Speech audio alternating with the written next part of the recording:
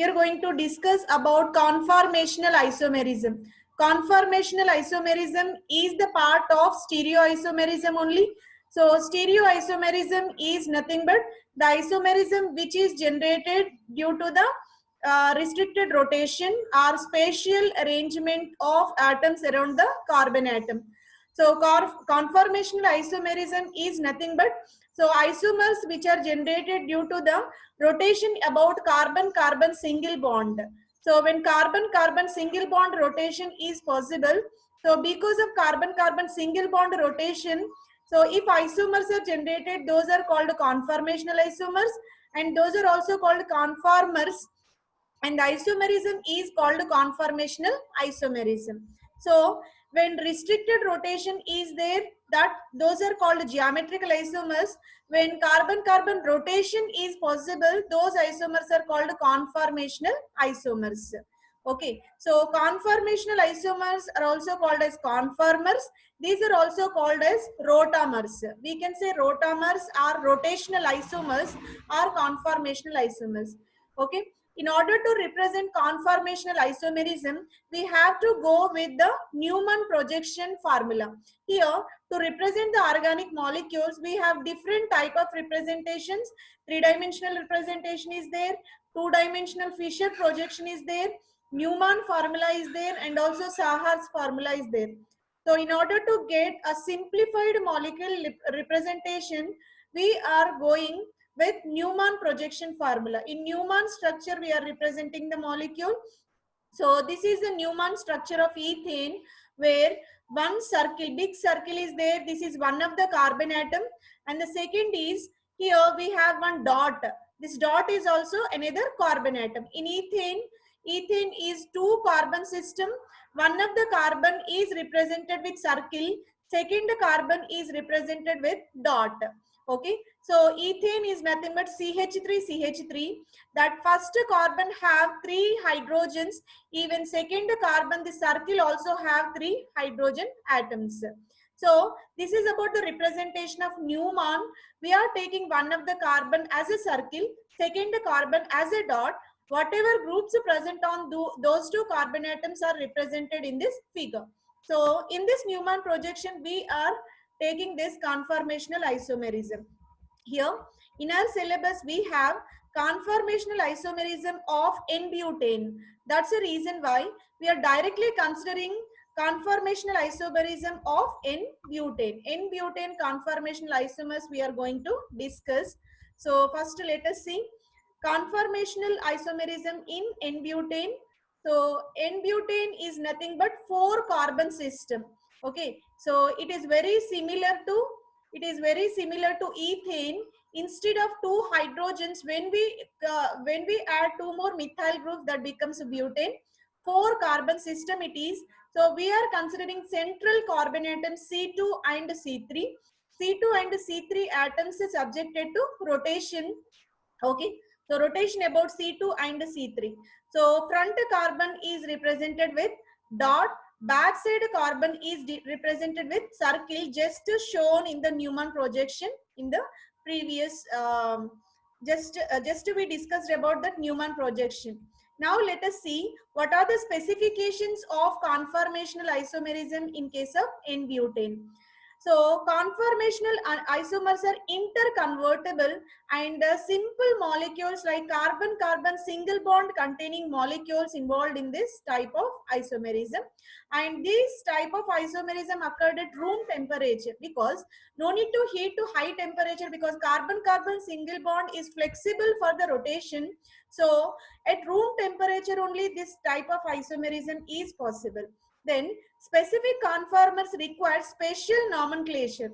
Here, nomenclature in case of conformers are given as staggered form, eclipsed form, gaseous form, and antiform. These are somewhat new terms. One is staggered. Staggered in the sense, if the functional groups are far separated, well separated, that form is called staggered form.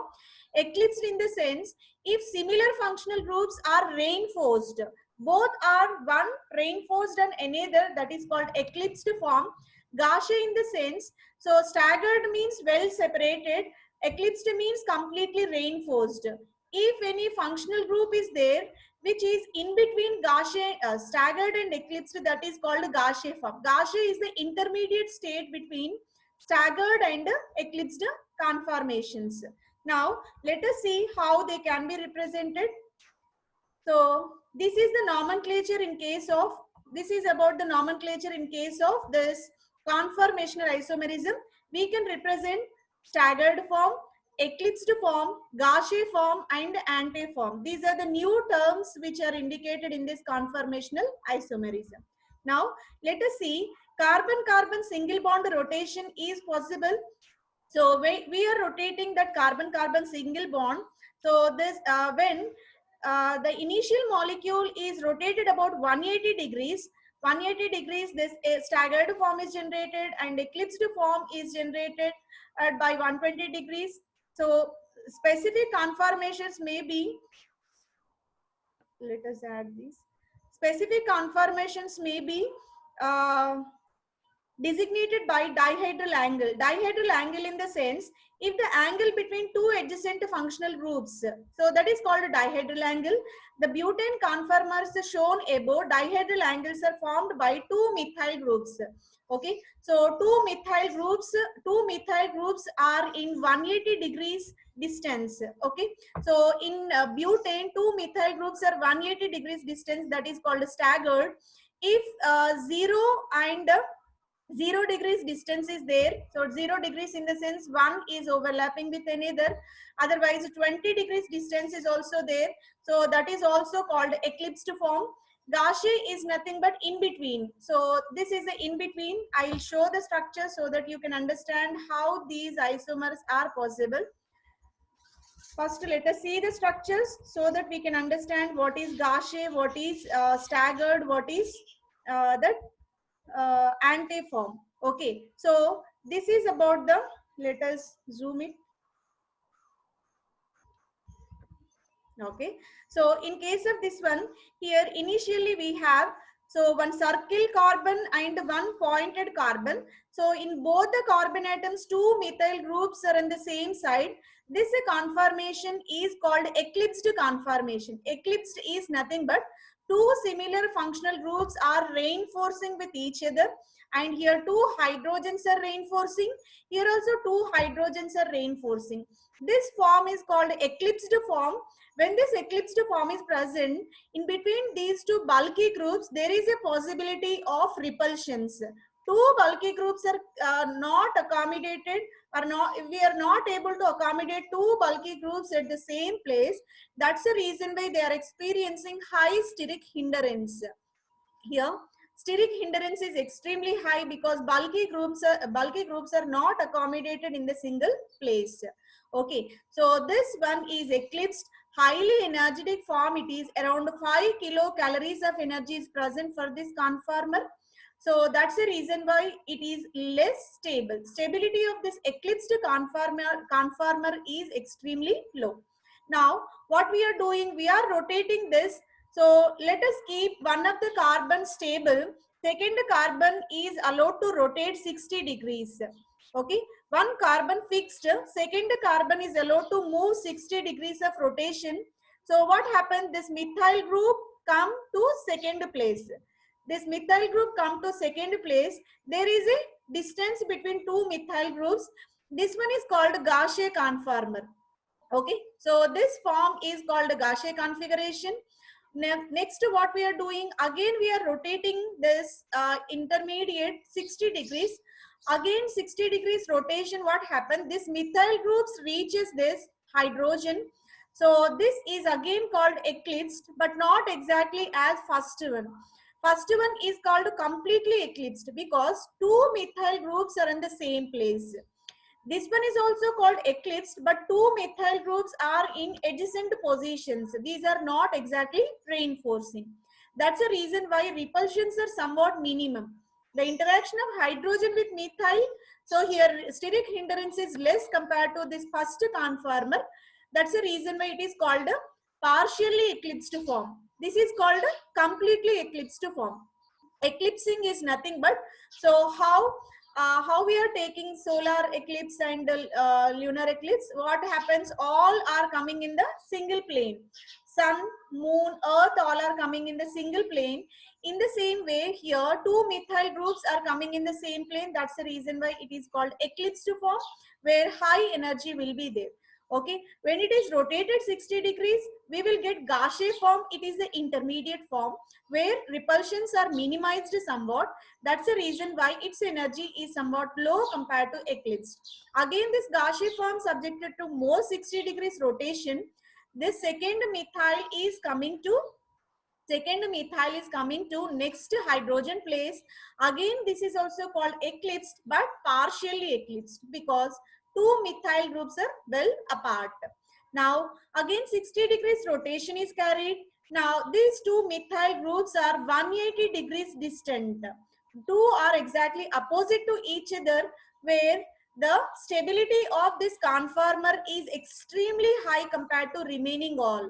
The reason is two bulky groups are well separated by 180 degrees angle. Two methyl groups are separated by 180 degrees angle. This conformer is called anti-conformation. Anti in the sense two bulky groups are in antiposition, opposite position. And the next 60 degrees rotation, this methyl group reaches second hydrogen. So here again it is called partially eclipsed conformation only.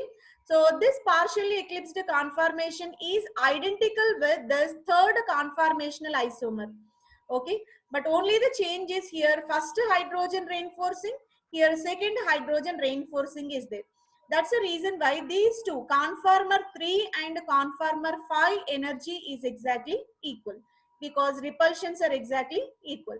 Now, this conformer, partially eclipsed conformer, again subjected to 60 degrees rotation. Again, one more Gaussian form is formed, and the Gaussian form 2, Gaussian form 6, both are identical, because here the distance between two methyl, here also distance between two methyl are exactly same.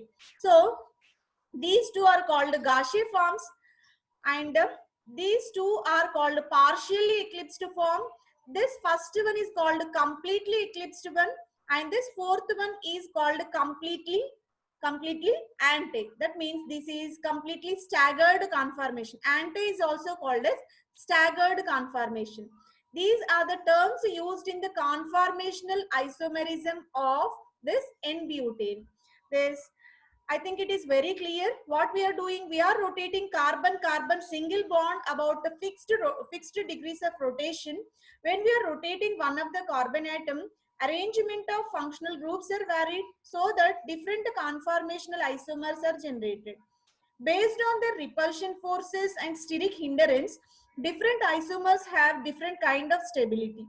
Among all the given isomers, highest stability is given for anti-conformation.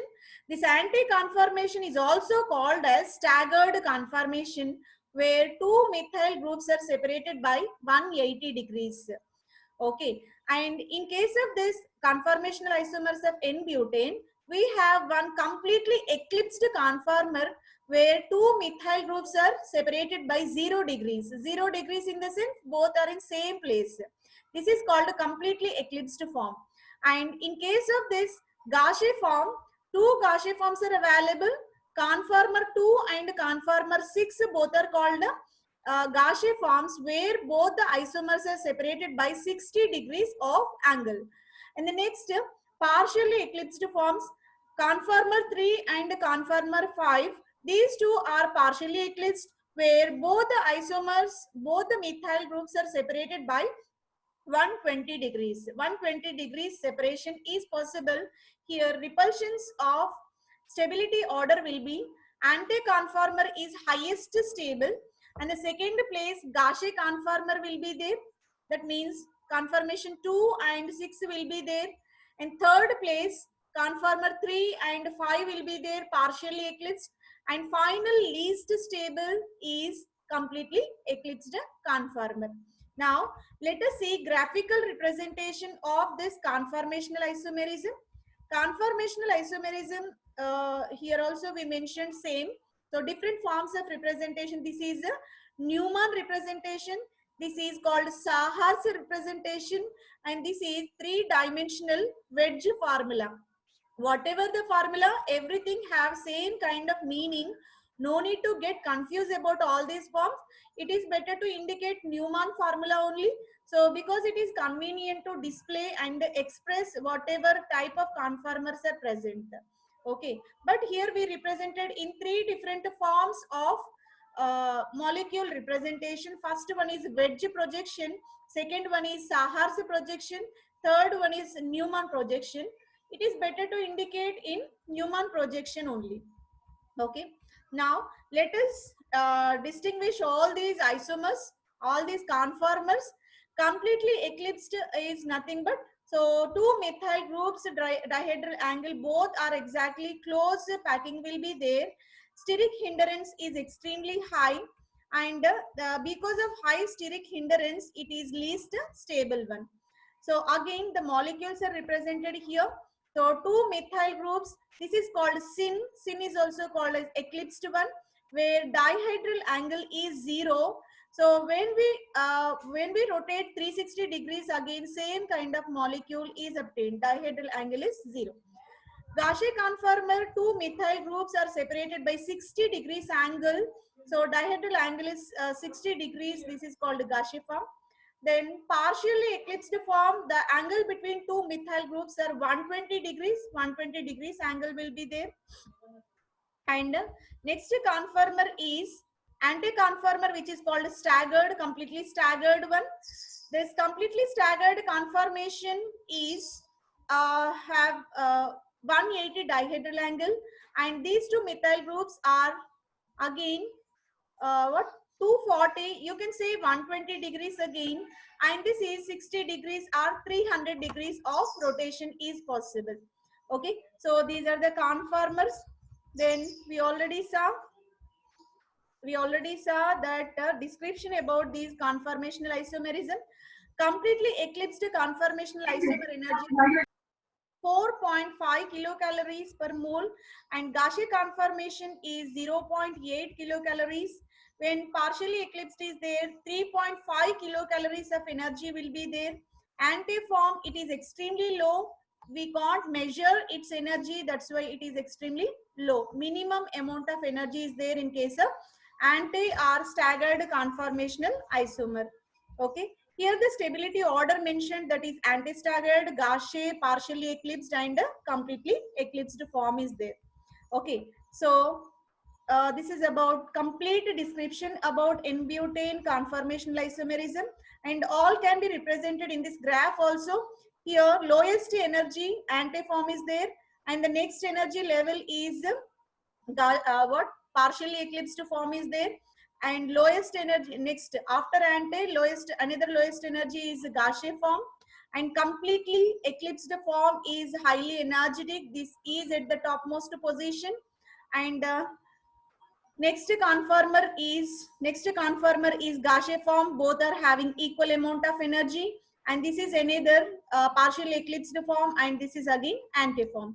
So it is about the graphical representation of N-butane conformational isomerism.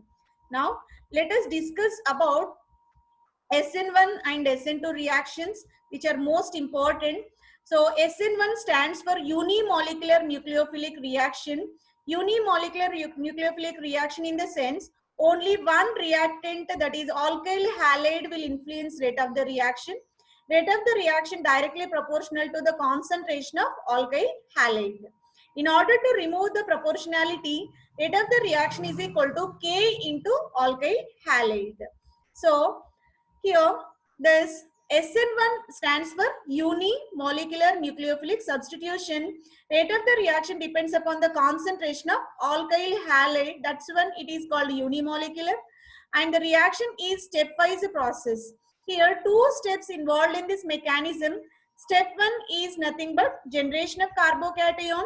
Step 2 is nothing but attack of nucleophile and formation of product. Okay, here the product of formation is possible. We will get two kind of products. One is dextrorotatory, second is levorotatory. So if we see the mechanism, we can understand clearly. And based on the stability of carbocation, this rate of the reaction, SN1 reactions are more favored by tertiary alkyl halides, followed by secondary, and least preferable with primary alkyl halides.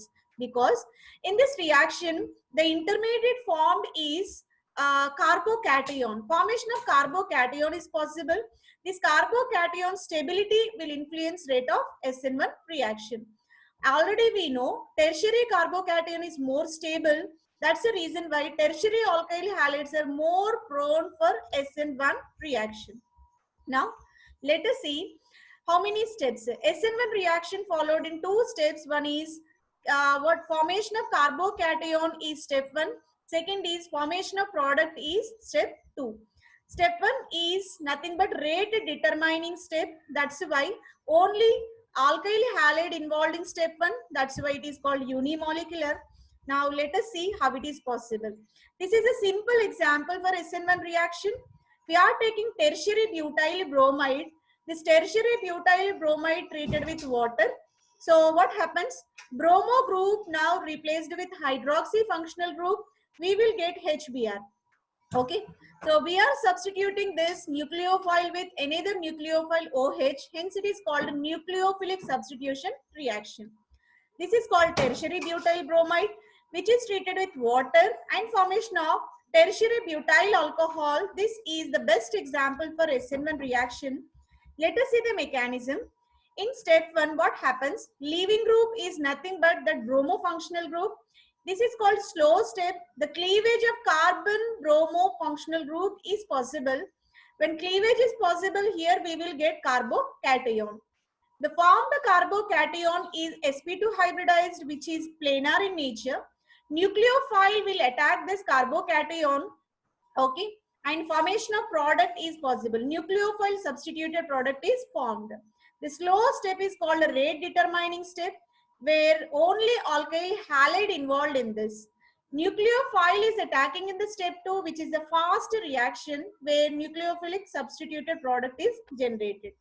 Now, the most important term is stereochemistry of SN1 reaction.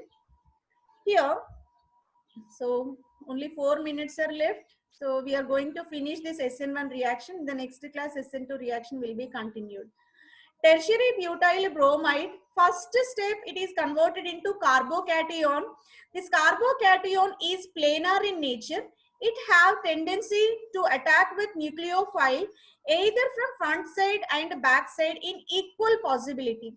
So nucleophile can attack from front as well as back side in equal possibility. That's the reason why OH attacks from front side, you will get front side product. When OH group attack or water attacks from back side product is also obtained. Okay, that's the reason why in SN1 reaction we will get mixture of two products instead of one product. The reason is formation of planar carbocation which have provision to attack the nucleophile either from front side as well as back side. Okay, if attack from front side is possible, right hand side substituted product is generated. If it is attacked from back side, left hand side substituted product is generated. Right hand side substituted product is called dextrorotatory or plus enantiomer. Back side attacked one is called levorotatory. So this is called levorotatory compound. This dextrorotatory have same configuration as a starting material.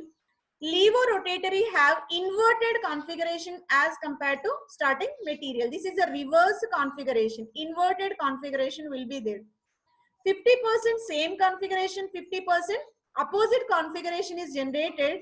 So 50% dextro plus 50% levo, this mixture is called a racemic mixture. This is the stereochemistry of SN1 reaction. Okay. SN1 reaction mainly depends upon the stability of carbocation. As already we know, carbocation tertiary is more stable compared to secondary compared to primary. And this SN1 reaction is most preferable by the formation of carbocation. That carbocation structure is trigonal planar geometry. Always SN1 reaction is possible with formation of racemic mixture, and it is preferable in protic solvent, nothing but water and ethyl alcohol. Such polar solvents are required for this. So polar solvents are required for this SN1 reaction. When better the leaving group is present, greater will be the reactivity. Fluoro group is easily removed compared to chloro, compared to bromo, compared to iodo. Greater the electronegativity, better the leaving group it is. That's why when leaving group is fastly eliminated, rate of the reaction will be extremely high. So that's the reason why. So this is about the correct reactivity order of alkyl halide. If you are taking tertiary butyl fluoride, the reactivity is more compared to chloride, compared to bromide, compared to iodide. So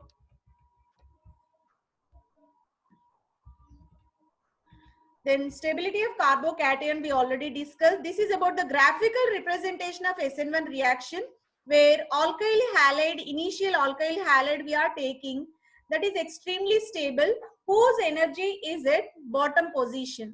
When nucleophile is added, its energy is rise to this level. This is the activation energy and its energy is rise to this level and reaches minimum, somewhat minimum value, where we will get stable carbocation. The stable carbocation now attacked with nucleophile and it reaches another second activation energy and now finally converted into extremely low energetic product. Always compared to reactant, the product formed is, so only 1 minute, less than 1 minute left. So here product formation is possible at this position